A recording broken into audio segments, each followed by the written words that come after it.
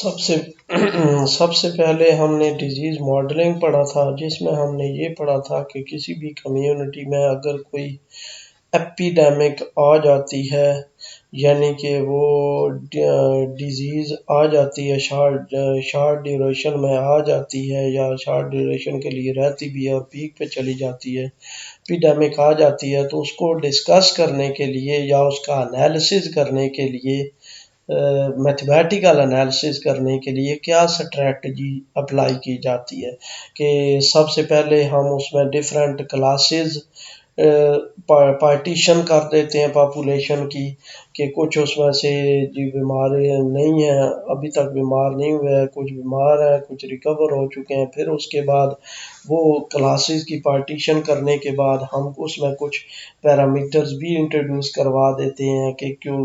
कि वो इफ़ेक्ट देख रहे होते हैं कि किस तरह ये बीमारी फैल रही है आपस में कांटेक्ट करने से, और फिर वो नंबर ऑफ़ कांटेक्ट्स और वो ट्रांसमिशन प्रोबेबिलिटी वो सारी हम उसमें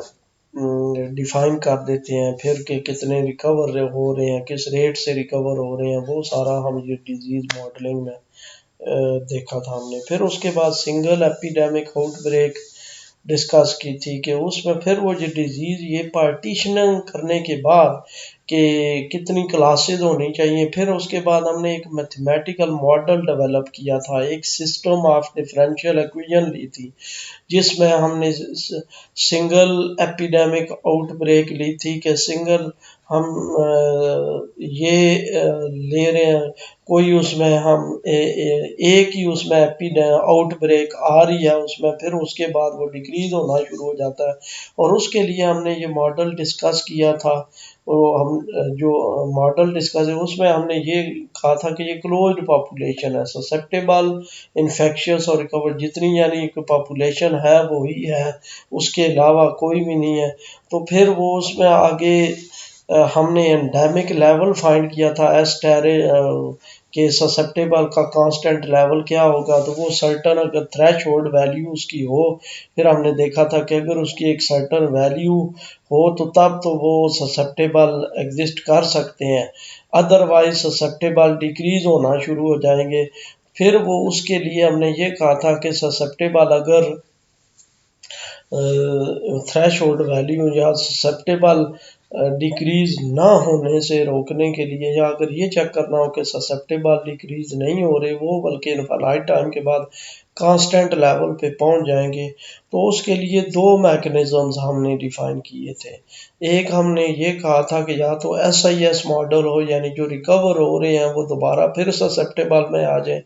तो ससेप्टेबल में यानी कि इस तरह अगर आउट हो रही है तो इन भी शामिल हो जाए। और ये चीज़ हमने, और फिर उसके बाद दूसरा हमने ये कहा था, दूसरा मैकेनिज्म ये डिफाइन किया था कि या तो ये हो कि हमारे पास डेमोग्राफिक फीचर्स इंक्लूड कर दें उसमें। डेमोग्राफिक फीचर्स का मतलब क्या है कि उसमें बर्थ रेट इंक्लूड कर दें, डेथ रेट इंक्लूड कर दें। तो फिर उसके बाद हमने डिजीज़ एंडेमिसिटी में फर्स्ट फीचर हमने डिस्कस किया था, वो वाला कौन सा SIS मॉडल को कंस्ट्रक्ट करके कि फिर वो कांस्टेंट लेवल जो है ससेप्टेबल का वो क्या होगा, वो हमने डिस्कस किया था ये डिजीज़ एंडेमिसिटी में। फिर उसके बाद डेमोग्राफिक डायनामिक्स जो हमने डिस्कस किए थे कि अगर हम उसमें बर्थ रेट ले लें, डेथ रेट ले लें, इंक्लूड कर लें, तो उसके बाद बर्थ रेट और डेथ रेट इंक्लूड करें, तो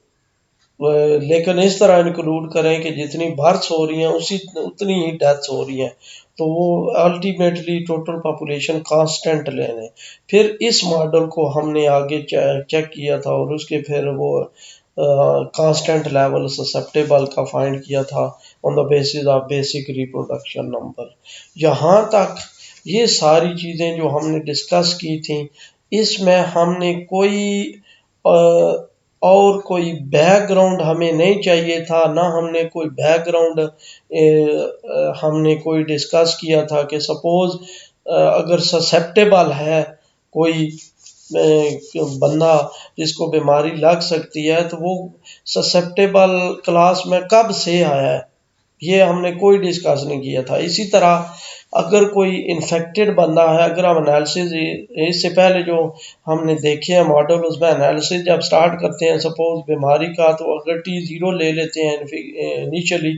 तो हम कंसिडर कर रहे हैं कि ये इतने बीमार बंदे हैं, लेकिन हम ये नहीं देख रहे या ये नहीं उसमें डिस्कस कर रहे कि ये जो इतने बीमार बंदे हैं ये कब से बीमार हुए हैं, कि कितना अर्सा पहले, कोई एक बंदा 5 दिन पहले बीमार हुआ है, 10 दिन पहले, 15 दिन पहले, वो हम नहीं डिस्कस करे। सिर्फ हमने उधर ये देखा था कि ये बीमार बंदे कितने बीमार हैं इस टाइम पे, बस जिस टाइम पे एनालिसिस स्टार्ट किया। इसी तरह रिकवरी का देखा था कि कितने रिकवर हो चुके हैं, बस बाकी उसका बैकग्राउंड नहीं देखा था। आज चेक करते हैं एज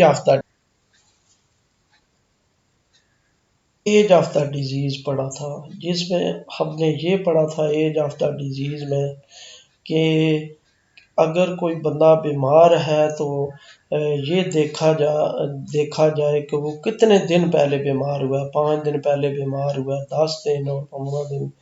अब ये भी हमारे पास जो टॉपिक है वो भी एज से रिलेटेड है, chronological age, demography and epidemics. अब इसमें और इससे जो पहले वाला टॉपिक है उसमें क्या डिफरेंस है, उधर हमने एज वो कौन सी ली हुई है, एज वो ली हुई है जो बीमार बंदा के कितने दिन पहले बीमार हुआ है। बीमार बंदे को हम ये नहीं कंसिडर कर रहे उधर के वो बच्चा है, बूढ़ा है या जवान है, जो भी है, लेकिन सिर्फ ये कंसिडर कर रहे थे कि वो जो बीमार बंदा है वो कितना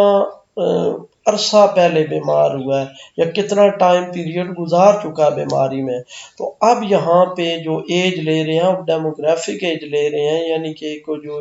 अगर कोई बीमार हो रहा है बंदा, तो वो किस एज के बंदे बीमार हो रहे हैं, बच्चे बीमार हो रहे हैं, बूढ़े बीमार हो रहे हैं, यंग बीमार हो रहे हैं। इसी तरह अगर कोई डिजीज ट्रांसमिट हो रही है तो वो किन एज के बंदों से ज़्यादा ट्रांसमिट हो रही है या किस एज पे वो डिपेंड कर रहे हैं, यानी मजीद उसको हम रिफाइन कर रहे हैं, आगे रियलिटी की तरफ जा रहे हैं। The demographic structure of the population is also important to consider when modeling disease dynamics because of its influence on the transmission mechanism। कि ये जो डेमोग्राफिक स्ट्रक्चर है ये भी इम्पॉर्टेंट है जब डिजीज़ की मॉडलिंग कर रहे होते हैं, क्योंकि ये भी ट्रांसमिशन मैकेनिज्म के इसका बड़ा इन्फ्लुएंस होता है, and on the effect that disease has on the effective individual. तो जो इन्फेक्टिव इंडिविजुअल है वो बीमारी रखता है। अब इसका बड़ा किस तरह डिजीज डायनामिक्स में इम्पैक्ट होता है, क्योंकि आप देखिए जिस तरह रिसेंट ही हम देख लें, कोरोना का केस देख लेंगे। अब कोरोना के केस में हम देख सकते हैं ना कि जो ससेप्टेबल हैं वो किस एज के लोग ज़्यादा ससेप्टेबल हैं। आपने देखा होगा, आपने सुना होगा अक्सर के बताते हैं जी 65 से अबव जो है वो ज़्यादा चांस है कि वो इन्फेक्टेड हो जाएं, उनमें बीमारी डेवलप हो जाए या और कोई, तो वो एज पे भी डिपेंड करता है। इसी तरह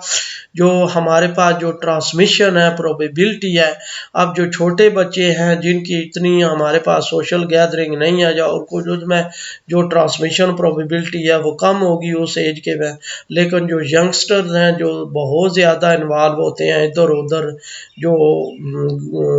एक दूसरे के साथ मिलना, दूसरा से उनमें ज़्यादा पॉसिबिलिटी होगी, ट्रांसमिशन प्रोबेबिलिटी उसकी डिफरेंट होगी। इसी तरह जो ओल्ड एजर्स हैं, जो ओल्ड एजर्स नॉर्मली इतना कंटेक्ट उनका रहता ही नहीं है, जब इतना कंटेक्ट रहता ही नहीं है तो उनकी जो ट्रांसमिशन प्रोबेबिलिटी है उनमें, या उनके जो एवरेज नंबर ऑफ कंटेक्ट्स हैं पर डे, वो भी डिपेंड करेंगे उस पर, उनके वो डिफरेंट होंगे यंगस्टर से।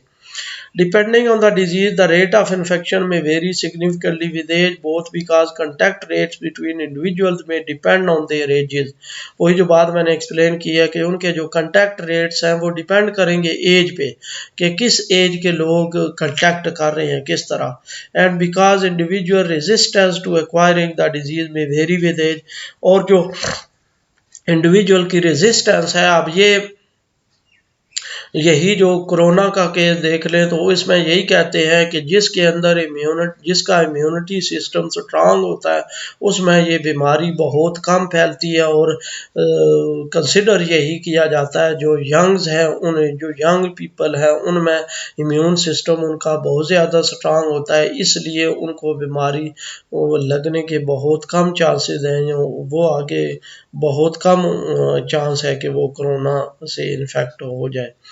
अब मोर रियलिस्टिक इन्फेक्ट तो हो जाते हैं, लेकिन ये है कि आगे यानी कि उसमें सिम्टम्स ज़ाहिर हों और वो सीवियर केस में चले जाएं। अब more realistic description of the epidemic dynamics arises when considering the demographic structure of the population. यानी अब वही जो बात मैंने की है कि रियलिटी ये इसमें ज़्यादा नज़र आ रही है कि जब हम डेमोग्राफिक स्ट्रक्चर उसमें इन्वॉल्व कर लेते हैं तो वो ज़रा लॉजिक भी और बेहतर लॉजिक बन जाती है कि हाँ जी, इस एज के लोग वो ज़्यादा कंटेक्ट करेंगे आपस में, इस एज के लोग कम कंटेक्ट करेंगे। इसी तरह जो ट्रांसमिशन है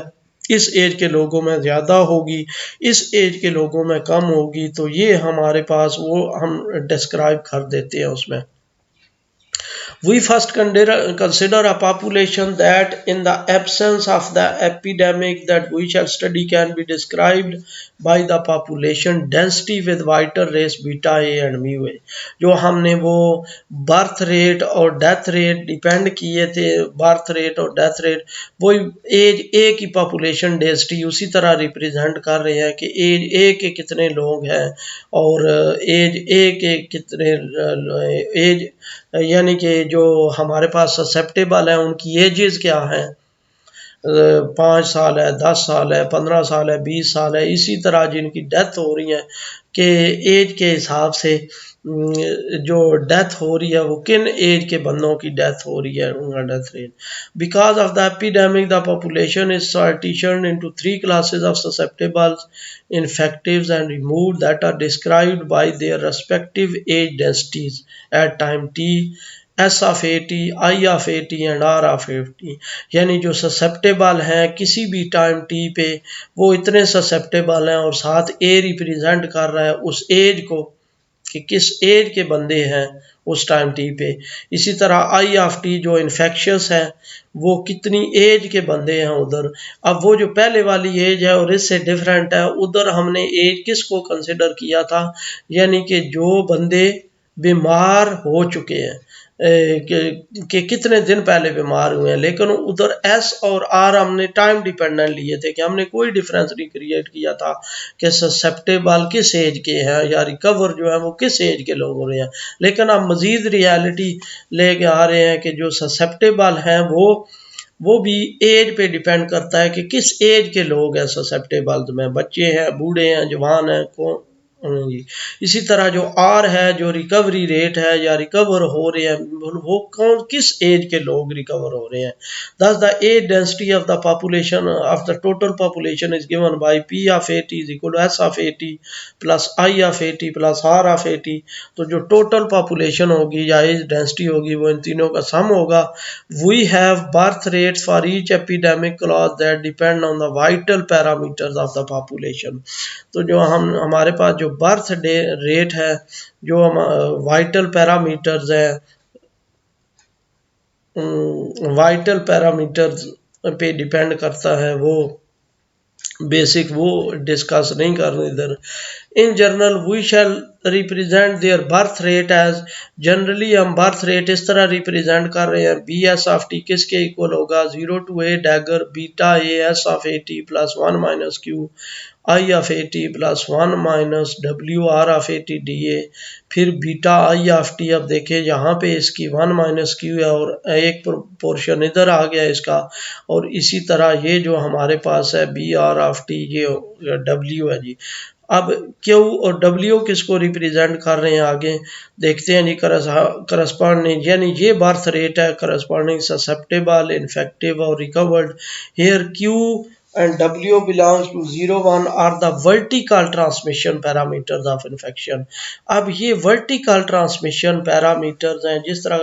मैंने इससे पहले लेक्चर में बताया था, जो vertical transmission होती है वो क्या होती है कि जिसको हम कहते हैं कि जो बाई बर्थ थी उसमें वो ट्रांसमिट होके बीमारी आ गई है। तो क्यू किसको रिप्रेजेंट कर रहा है? जो वर्टिकल ट्रांसमिशन यानी जो बाय बर्थ ही इन्फेक्टेड है बंदे। और डब्ल्यू किसको रिप्रेजेंट कर रहा है? जो बाय बर्थ ही रिकवर हो चुके हैं यानी उनमें इम्यूनिटी आ चुकी है, वो उनको वो अब बीमारी नहीं लग सकती। These parameters indicate the fraction of newborns who are born into the same class as their parents. ये जो पैरामीटर है ये रिप्रेजेंट कर रहे हैं कि जो नए हैं वो किस उसी क्लास में पैदा हो रहे हैं जिस क्लास में उस उनके पेरेंट्स थे। कि अगर जो बाई बर्थ इन्फेक्टेड है बंदा, जिस तरह मैंने हेपेटाइटिस सी की एग्जांपल दी थी, तो इसका मतलब ये है कि बाई बर्थ अगर किसी को हेपेटाइटिस सी है तो वो इसी क्लास में एग्जिस्ट कर रहा है जिसमें उसके पेरेंट्स हैं, जो मदर है। इसी तरह अगर कोई इम्यूनिटी सिस्टम है किसी का इम्यून, वो बाई बर्थ थी यानी कि वो अगर उसका मदर रिकवर हो चुकी है और वो जो बाई बर्थ है वो भी उसमें रिकवरी आ चुकी है, तो वो भी उसी क्लास में डिपेंड एग्जिस्ट कर रही है जिसमें उसकी कोई बच्चा एग्जिस्ट कर रहा है जिसमें उसकी मदर है। For the total birth rate we still have, तो टोटल बर्थ रेट के लिए हम ये तीनों जो हमने इधर डिफाइन किए हैं, B S of T, B I of T और B I R of T, इन तीनों को ऐड करके तो टोटल बर्थ रेट हम कंसिडर कर लेंगे। Now all the parameters of the infection and recovery mechanism should be allowed to depend on the age of the individual. तो जितने भी पैरामीटर्स है इन्फेक्शन के या रिकवरी के वो सारे एज ऑफ द इंडिविजुअल पे डिपेंड कर रहे होंगे कि एज किस रेट के एज के लोग इन्फेक्ट हो रहे हैं, किस एज के लोग रिकवर हो रहे हैं, कैसे रिकवर हो रहे हैं। Specifically we have respectively gamma A lambda A T respectively representing the age specific recovery rate, कि ये रिकवरी रेट एज का, जिस तरह मैंने पहले एक्सप्लेन किया है कि एज स्पेसिफिक रिकवरी रेट का मतलब क्या है कि पर डे कितनी एज के लोग रिकवर हो रहे हैं। कि जो 75 ईयर्स के लोग हैं वो पर एज किस तरह रिकवर हो रहे हैं, इस तरह नॉर्मली 60 ईयर्स के लोग पर डे किस रेट से रिकवर हो रहे हैं। वो हमारे पास age specific recovery rate and the age density of the infection rate, तो वही जो इन्फेक्शन फैल रही है वो किस एज के लोगों में फैल रही है वो ये रिप्रेजेंट कर रहा है lambda AT. We must give a constitutive form for the latter, हमें ये लैम्डा ए के लिए कोई कॉन्स्टिट्यूटिव फॉर्म चाहिए जो infection rate as density of the infection rate को रिप्रेजेंट कर रहा हो, reflecting the mechanism of the infection, जो हमें यानी मैकेनिज्म एग्जैक्टली बता रहा हो कि किस तरह ये बीमारी ट्रांसमिट हो रही है। It is usually model linearly, ये जो लैम्डा ए टी है ये यूजुअली इस तरह मॉडल किया जाता है, तो इसको डनोट किया जाता है lambda A t is equal to k not of a i of a t plus 0 to a dagger k of a sigma i sigma t. अब ये हमारे पास ये लैम्डा ए टी दो टर्म्स का सम है। अब देखते हैं ये दोनों टर्म्स किसको रिप्रेजेंट कर रही हैं जी। Where K not of A greater than or equal to 0, यानी ये जो है ये भी greater than or equal to 0 है और ये भी greater than or equal to 0 है, नॉन नेगेटिव है। The two terms in term 1.49 are called respectively the intra cohort and inter cohort transmission rate. अब ये दो सम है दो ट्रांसमिशन रेट्स का, कि इंट्रा कोहोर्ट ट्रांसमिशन रेट और इंटर कोहोर्ट ट्रांसमिशन रेट। अब देखते हैं कि ये इंट्रा कोहोर्ट और इंटर कोहोर्ट क्या है जी। Social change is intra cohort and effect the whole population at once, यानी कि हमारे पास जो एज इंडिपेंडेंट है, जो हमारे पास इन्फेक्ट कर रहा है, अगर सपोज एक बंदा इन्फेक्ट कर रहा है तो वो तो कोई पार्टिकुलर एज का बंदा हमने लिया हुआ है कि बच्चा है या बूढ़ा है या जवान है, लेकिन आगे जिन बंदों से आगे मिल रहा है या जिसका कांटेक्ट हो रहा है वो सोशल, ये नहीं पता कि वो बंदा जो है वो तकरीबन यानी कि वो सारी एज के लोगों से मिल रहा है। लेकिन जो हमारे पास इंटर कोहोर्ट ट्रांसमिशन है, इसका मतलब क्या, generation change is inter cohort, तो यानी कि जो यंग बंदा है वो अपने अपनी जनरेशन के बंदों से मिल रहा है, उससे पहले वाली जनरेशन बूढ़ों वगैरह से नहीं मिल रहा। तो ये दोनों चीज़ें ट्रांसमिशन पे डिपेंड कर रही हैं और यही दोनों फैक्टर इधर इन्वॉल्व किए हैं हमने ये इन्फेक्शन रेट में। ये क्या है, यानी इंटर कोहोर्ट, यानी ये एज पे वो डिपेंड नहीं कर रहा, और ये क्या है, वो उस अपनी जनरेशन पे डिपेंड करता है कि जो जनरेशन है उनकी उनके साथ उनका कांटेक्ट कैसे है और उसमें वो कैसे फैला रहे हैं बीमारी। The following special case lambda 8 is equal to this. ये हम सिंगल, पहले हमने स्पेशल केस ले लिया, एक टर्म ले ली, फिर दूसरी टर्म ले ली, अलग अलग correspond to two extreme mechanism of contagion. दो एक्सट्रीम मैकेनिज्म डिफरेंट ये रिप्रेजेंट कर रहे हैं। 1.50 represent the situation in which individuals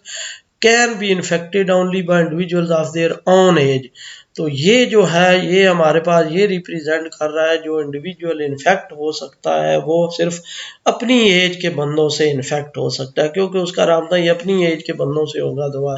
while in 1.51 then can be infected by those of any age with equal probability.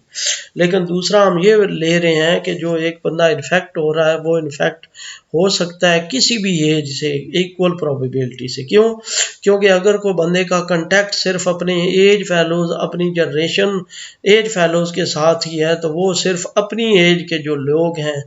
वो उनसे ही infect हो सकता है। लेकिन अगर किसी का कांटेक्ट हर एज के बंदे के साथ है तो फिर वो किसी भी एज के बंदों से वो इन्फेक्ट हो सकता है, इन्फेक्शन प्रोबेबिलिटी है। More generally when the inter cohort integration kernel factor is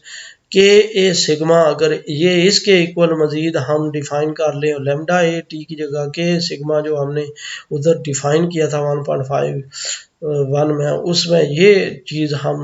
introduce करवा दें तो ये फिर इसके इक्वल आ जाएगा kappa A eta sigma I sigma t d sigma, where the function k is the specific a contagion rate, a specific contagion rate, यानी कि ये एज एक एज के लोगों का वो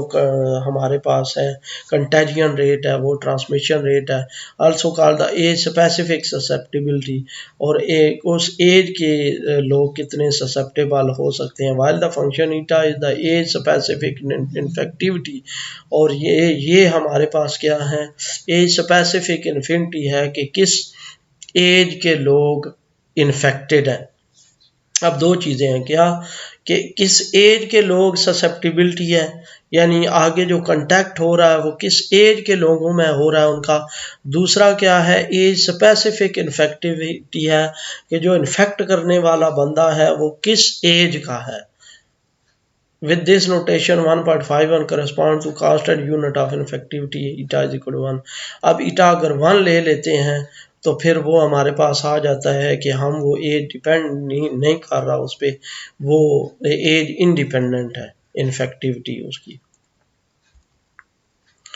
The separated form 1.52 can be related to the contact pattern in the population and it is based on the so-called proportionate mixing assumption। यानी ये जो है 1.52 ये हमारे पास क्या है, प्रोपोर्शनेट मिक्सिंग है। प्रोपोर्शनेट मिक्सिंग का मतलब क्या है, यानी ये ख़ास प्रोपोर्शन है कि इस एज के लोग और इस एज के लोग आपस में मिक्स हो रहे हैं, या यानी कि बच्चे, बूढ़े और जवान, ये उनका प्रोपोर्शन है मिक्सिंग का कि आपस में जो मिक्स हो रहे हैं और फिर बीमारी फैल रही है। In fact it is often specified as kappa a sigma c a c gamma chi over c s p infinity s d s. ये फंक्शन हम इस तरह डिफाइन कर लेते हैं where c is the age specific contact rate, के age के लिहाज से कंटैक्ट रेट फाइंड कर रहे हैं कि कितना कंटैक्ट हो रहा है, कितने एज के लोगों का पर डे कंटैक्ट हो रहा है। Chi is the infectivity of in contact between an infective and susceptible. Chi वो उसकी प्रोबेबिलिटी है कि कितना चांस है उसको इन्फेक्ट करने का। And P infinity is the age density of the population, और पी इन्फिनिटी हमने ले लिया उस पॉपुलेशन की एज डेंसिटी कि कितनी पॉपुलेशन है उसकी। कितनी पॉपुलेशन है किसी पार्टिकुलर एज की, और टोटल 0 to 8 डैगर जो हो जाएगा वो टोटल उसकी वो पॉपुलेशन हो जाएगी सारी, जब उनको ऐड कर देंगे सबको। Lambda t is equal to c chi over n of t into i of t. तो ये हमारे पास यानी कि जो लेमडा ये टी हमारे पास जो टाइम डिपेंडेंट है सिंपल, वो इसके इक्वल आ जाएगा। अब कैसे देखते हैं जी, ये अगर if the contact rate is independent of the age then we have the homogeneous mixing form। अगर कंटैक्ट रेट जो हमारे पास वो एज इंडिपेंडेंट ही हो जाए तो फिर होमोजीनियस मिक्सिंग हो जाएगी, सी का ही ओवर एन आ जाएंगे इसकी वैल्यू। जब ये कैपा ए सिग्मा की एज डिपेंडेंट ये आ जाएगा हमारे पास, कैपा ए सिग्मा जो हमने ये डिफाइन किया है ये एज पे डिपेंड कर रहा है, एज स्पेसिफिक कंटैक्ट रेट है, फिर प्रोबेबिलिटी ऑफ इन्फेक्टिव है, और उसके बाद एज डेंसिटी है पॉपुलेशन की कि कितनी एज के लोग कितने मौजूद हैं जी। ये सारे फैक्टर अगर हम एज फैक्टर को हम इग्नोर ही कर दें कि बिल्कुल हम एज कोई ले ही नहीं रहे, कि एज स्पेसिफिक कंटैक्ट रेट भी कोई नहीं ले रहे कि किस एज के लोग कंटैक्ट कर रहे हैं, और उसके बाद कि किस एज के लोग आगे हैं जिनसे कांटेक्ट हो रहा है, तो फिर कैपा ए सिग्मा हमारे पास क्या आ जाएगा, सी काई ओवर एन। तो के ए सिग्मा की वैल्यू जब ये इधर पुट करेंगे, आप देखें के ए सिग्मा की वैल्यू जब हम इसमें पुट करेंगे, ये जो हमारे पास इक्वेशन है के ए सिग्मा